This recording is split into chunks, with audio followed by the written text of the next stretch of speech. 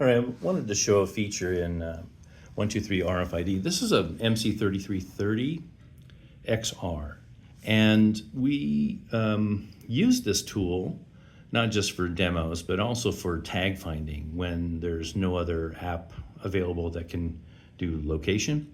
And unfortunately, I think most people use this app in a weird way. They basically will just go to the inventory mode, right?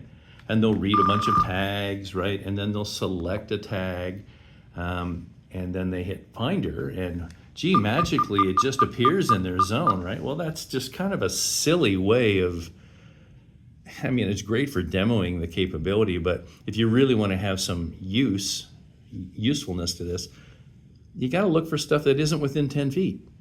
You got to look for stuff that you don't know where it is.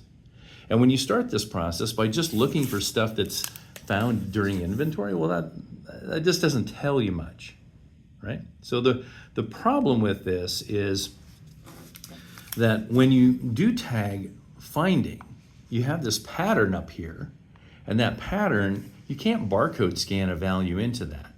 So the only way that you can enter data there is manually through the keypad. And oh my gosh, are we going to be typing in 24 characters for an EPC just to be able to find it?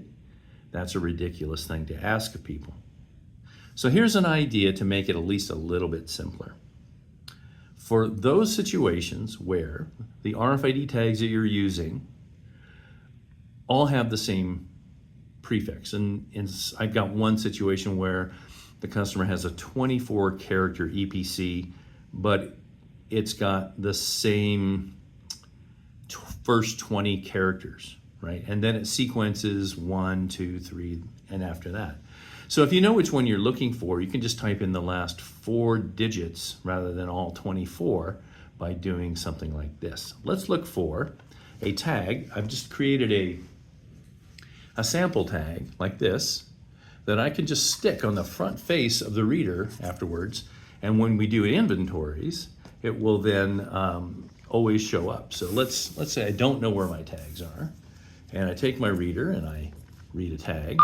And now what I see is this guy, right? And now when I tap on him and then hit Finder, I can go back up here and now just add the last 4 numbers of the tag I'm looking for. And I've got, I guess, 0097. Let's put that in, okay? So now I've got something that I can actually just type in 4 numbers instead. And actually, you know, instead of using the virtual keypad, the physical keypad on these isn't too bad if it's just numeric, so you can use these as well. And now when I go and do a search, it won't care about this tag anymore. It'll look for just the tag that I'm looking for. So I'm going to pull these back into view so you can kind of see what's going on. See? Pulling in, and there we go.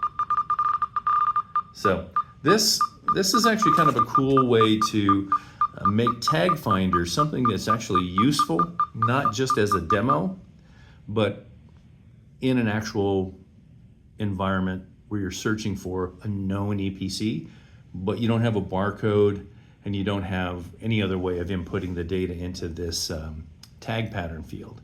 Works very well, and as long as you just take that sample tag and just glue it on or just attach it to the front of the reader, it'll always be there when you start with doing an inventory.